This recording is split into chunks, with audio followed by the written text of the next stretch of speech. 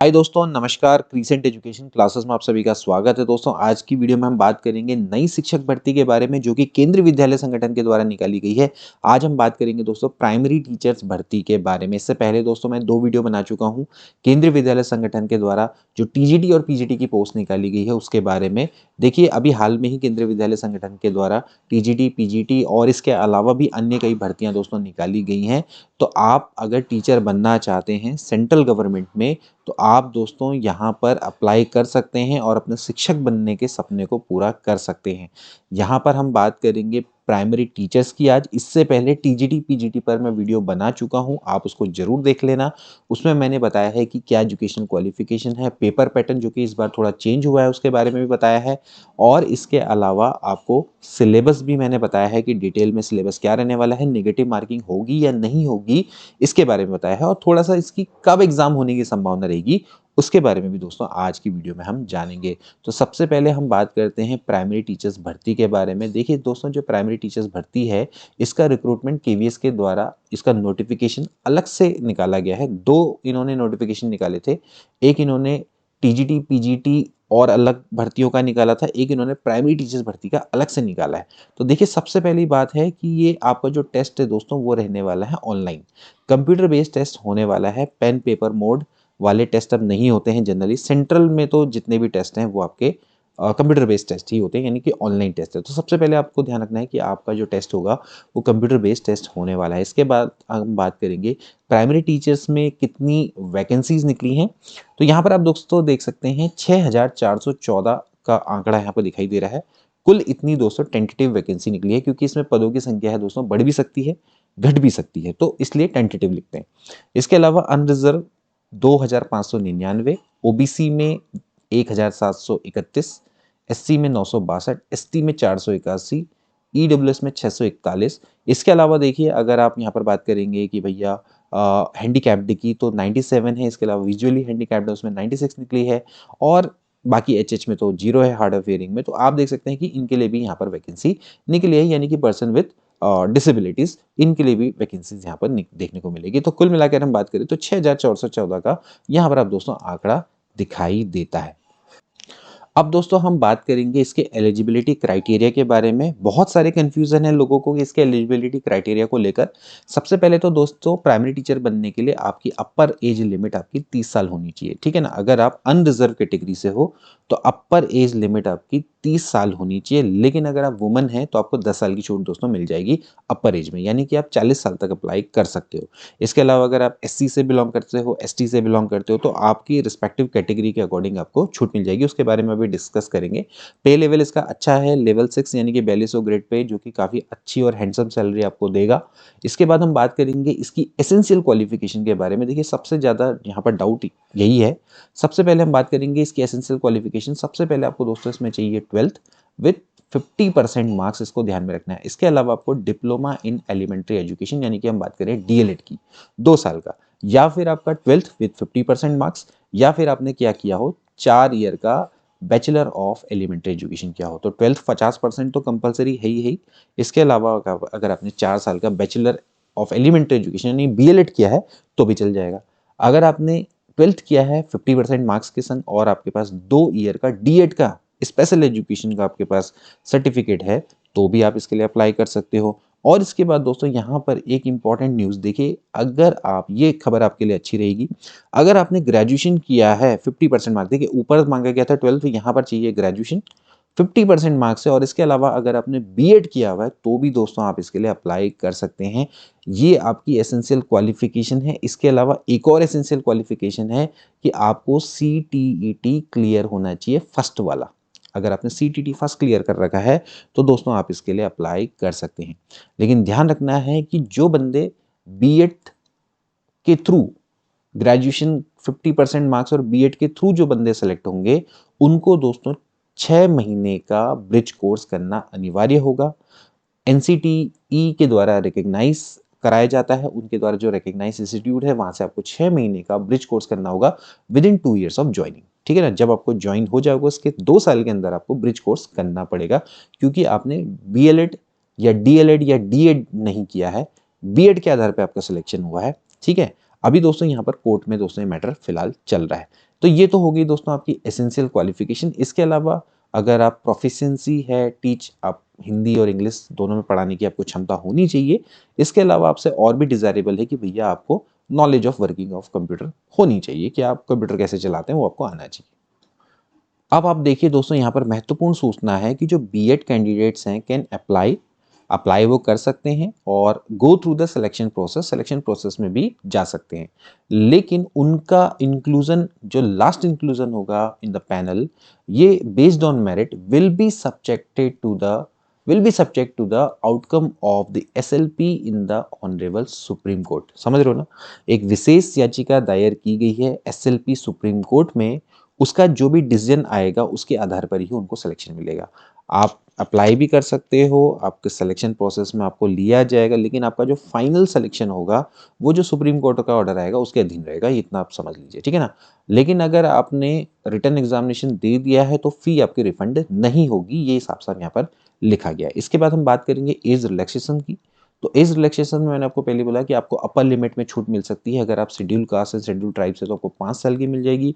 OBC से belong करते हैं तो आपको 3 साल की। अगर आप वुमेन है, देखिए वुमेन के लिए बहुत बढ़िया छूट है, 10 साल की छूट आपको मिलेगी। अगर आप केवीएस के एम्प्लॉय हैं तो नो एज बार दोस्तों यहाँ पर लिखा गया। तो कहने का मतलब यह है कि आपको अपर एज में छूट मिल जाएगी अगर आप रिस्पेक्टेड किसी कैटेगरी में बिलोंग करते हैं। तो यहाँ पर इन्होंने बहुत अच्छे से बता रखा है कि आप छूट ले सकते हैं। इसके अलावा दोस्तों एक चीज और भी यहाँ पर इंपॉर्टेंट है जो कि आपको पता होनी चाहिए, कि अगर आप दोस्तों अपेयरिंग में हैं, मान लेते हैं कि अगर आपने सीटीटी अभी दिया है और आपका एग्जाम का रिजल्ट अभी नहीं आया है, तो क्या आप इसके लिए अप्लाई कर सकते हैं? देखिए नहीं अप्लाई कर सकते। बहुत बार ये बच्चे मुझसे प्रश्न पूछते हैं। ये देखिए, आपको अप्लाई आप कर सकते हो अगर जो फॉर्म भरने की लास्ट डेट है 26 दिसंबर इसकी लास्ट डेट है, उससे पहले आपका रिजल्ट आ जाता है और आपको सीबीसी अगर सर्टिफिकेट इशू कर देता है तो। मतलब सीधी बात है कि लास्ट डेट से पहले पहले आपका सीटीटी का सर्टिफिकेट आ जाना चाहिए, तभी जाके आप अप्लाई कर पाएंगे, अदरवाइज अप्लाई नहीं कर पाएंगे। इसके बाद दोस्तों यहाँ पर देख लीजिएगा कि 5/12/2022 से दोस्तों फॉर्म भरने स्टार्ट हो गए हैं। 26/12/2022 तक आपकी लास्ट डेट रहेगी, ठीक है ना। इसके अलावा date of return test will be notified on KVS website, यानी कि अभी रिटर्न टेस्ट की डेट है वो अभी नहीं बताई गई है। तो सीधी बात है, फिलहाल आप फॉर्म भरने पर फोकस करें और अपनी तैयारी पर फोकस करें। अभी फिलहाल एग्जाम की डेट को घोषित नहीं किया गया है। अब हम दोस्तों बात करेंगे कि भैया इसका पेपर पैटर्न क्या रहने वाला है। Scheme of exam of direct recruitment of PRT. देखिए दोस्तों, यहाँ पर आपका जो एग्जाम है दोस्तों वो 2 चरणों में रहने वाला है। एक में आपका होगा रिटन टेस्ट जो कि कंप्यूटर बेस्ड टेस्ट होगा, प्लस दोस्तों यहाँ पर एक होने वाला है डेमो प्लस इंटरव्यू। तो आप रिटर्न प्लस इंटरव्यू आप मान सकते हैं, 2 आपके चरण यहाँ पर रहने वाले हैं। तो पहले चरण में आपको क्वालिफाई करना पड़ेगा, देन उसके बाद ही आपको सेकंड चरण में मौका मिलेगा, ठीक है, मेरिट में आना पड़ेगा। तो रिटन टेस्ट है दोस्तों, ये 180 मार्क्स का होने वाला है। सारे के सारे एमसीक्यू रहेंगे। हर क्वेश्चन 1 मार्क्स का होगा। नो नेगेटिव मार्किंग नहीं होगी। अगर होती तो यहाँ पर मेंशन होती, इसलिए नेगेटिव मार्किंग नहीं होने वाली, ठीक है। तो 180 मार्क्स का पहले 150 का हुआ करता था, 180 मिनट मिलेंगे, यानी कि 3 घंटे आपको मिलेंगे। ओके। इसके बाद देखिए यहाँ पर आपके जो नेचर ऑफ क्वेश्चंस हैं उसका क्या क्या है आपके आने वाले हैं। आपके लैंग्वेज के क्वेश्चन आएंगे, 10 क्वेश्चन इंग्लिश के, 10 क्वेश्चन हिंदी के। General awareness, reasoning and proficiency in computer के टोटल 20 क्वेश्चन आएंगे, जिसमें जनरल अवेयरनेस और करंट अफेयर्स को 10 क्वेश्चन, रीजनिंग को 5 क्वेश्चन, कंप्यूटर लिटरेसी को 5 क्वेश्चन दिए गए हैं, ठीक है। इसके बाद देखिए यहाँ पर सबसे बड़ा जो पार्ट दिखाई देता है वो दिखाया जाता है teaching aptitude. So perspective on education and leadership को 60 क्वेश्चन दिए गए हैं, जबकि टीजीटी पीजीटी में इसको 40 दिए गए। यहाँ पर यही दोस्तों अंतर है।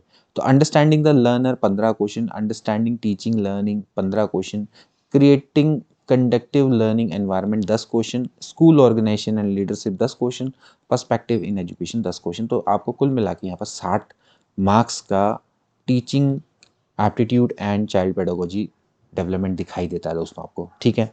इसके बाद हम बात करेंगे सब्जेक्ट स्पेसिफिक। जो आपका सब्जेक्ट है उसका सिलेबस भी दोस्तों मैं आपको दिखा दूंगा, उसमें भी आपको 80 मार्क्स यहाँ पर दिए गए।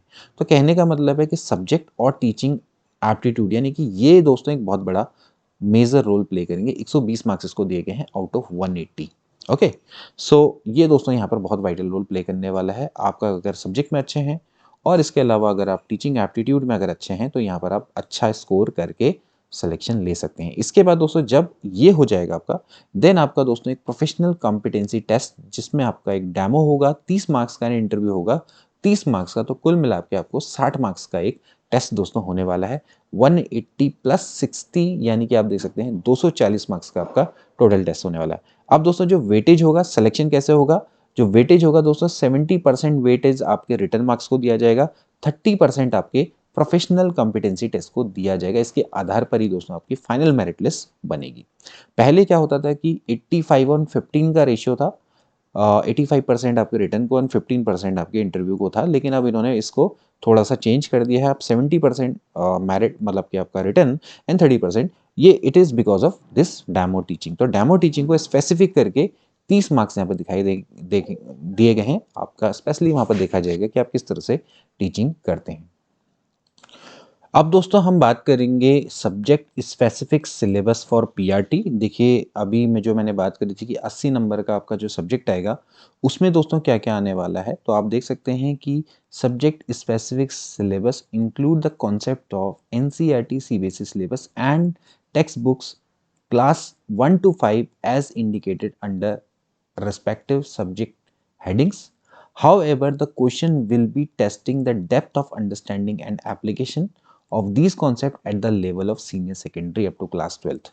मतलब कि जो आपका लेवल है वो तो रहेगा 1 से 5, लेकिन आपसे क्या हो सकता है कि सीनियर सेकेंडरी क्लास के मतलब कि जो डेप्थ जो क्वेश्चन है, आप इसको समझ लीजिए कि क्वेश्चंस की जो डेप्थ है वो 12th लेवल के स्टूडेंट से जैसे एक्सपेक्ट की जाती है उस लेवल के आपसे क्वेश्चन पूछे जा सकते हैं। देखिए आप इसको समझिए, इसका मतलब ये नहीं है कि आपसे 12th का क्वेश्चन पूछा जाएगा, नो। आपसे जो क्वेश्चंस की जो कॉन्सेप्ट है, अंडरस्टैंडिंग है, वो आपसे 12th लेवल के स्टूडेंट से जैसे एक्सपेक्ट की जाती है वैसे आपके क्वेश्चन पूछे जा सकते हैं। देखिए क्वेश्चन होगा 1 to 5 लेवल का, लेकिन उसका स्टैंडर्ड इतना अच्छा होगा कि एक 12th लेवल के स्टूडेंट्स के लिए वो इनफ होगा। समझ रहे हैं ना, उस टाइप का क्वेश्चन। कई बार जैसे टीजीटी पीजीटी में भी लिखा हुआ है कि आपके जो क्वेश्चन है वो 9-10th के होंगे, लेकिन लेवल ग्रेजुएट लेवल का होगा। तो इसका मतलब ये है कि जो 9-10th के क्वेश्चन है उनका अच्छा लेवल होगा, उनका जो लेवल होगा या उनके कॉन्सेप्ट्स हो सकते हैं वो इतने डीप होंगे कि एक ग्रेजुएट लेवल के स्टूडेंट से एक्सपेक्ट कर सकते हैं कि वो हम उसको सॉल्व करें। तो ये इसका मतलब है, ठीक है ना। इसमें भी बहुत सारे लोग प्रश्न पूछ रहे थे। तो देखिए आपसे पूछा क्या जाएगा, आपसे पूछा जाएगा इंग्लिश ग्रामर। देखिए आप जानते हैं ना भाई 1 से लेके 5 का जो सिलेबस है वो काफ़ी सिंपल सा सिलेबस है। 1 से लेके 5 का आपसे मतलब जो सिलेबस है उसके अकॉर्डिंग ही क्वेश्चन पूछे जाएंगे, लेकिन उनका लेवल थोड़ा हाई होगा जो कि एक 12th के बच्चे से एक्सपेक्ट किया जाता है, ये आप समझिए, ठीक है ना। तो जैसे इंग्लिश है, इंग्लिश में आपका ग्रामर है, नाउन है, प्रोनाउन, एडजेक्टिव, एडवर्ब्स दोस्तों आप जानते ही हैं। तो ये आपसे दोस्तों चीज़ें पूछी जा सकती है। इसके अलावा हिंदी है, व्याकरण, संज्ञा, विशेषण, वचन की पहचान, व्यावहारिक प्रयोग, गणित के पाठ्यक्रम के अनुसार हिंदी में संख्याएं, ये दोस्तों आपको कहीं ना कहीं ये दिखाई देगा।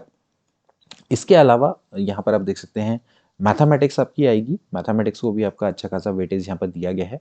तो मैथमेटिक्स में जैसे ज्योमेट्री है, शेप है ना, और स्पेशल अंडरस्टैंडिंग है, solid around us, numbers, developing in the sense of numberness, counting, दोस्तों ये सब चीज़ें आपको दिखाई देंगी। मेजरमेंट, लेंथ, वेट, ये सब आपको दिखाई देगा। इसके अलावा दोस्तों आपके यहाँ पर एनवायरमेंटल स्टडी भी आपको दिखाई देगी। Family and friend, food, shelter, water, travel, things, है ना, वी मेक एंड डू। तो ये दोस्तों आपके पास ईवीएस के क्वेश्चन आएंगे। इन सब का जो लेवल होगा वो 12th लेवल का होगा। सिलेबस यही रहने वाला है, फैमिली एंड फ्रेंड से क्वेश्चन आएगा, लेकिन जो क्वेश्चन का लेवल होगा वो 12th का होगा। ऐसा नहीं कि आपका 1 to 5th लेवल का क्वेश्चन आपको सिंपल सा देखने को मिलेगा, हालांकि काफ़ी सारे क्वेश्चन सिंपल भी आपको देखने को मिलेंगे। तो ये दोस्तों आपका सिलेबस रहने वाला है। तो इतना दोस्तों आपको समझिए।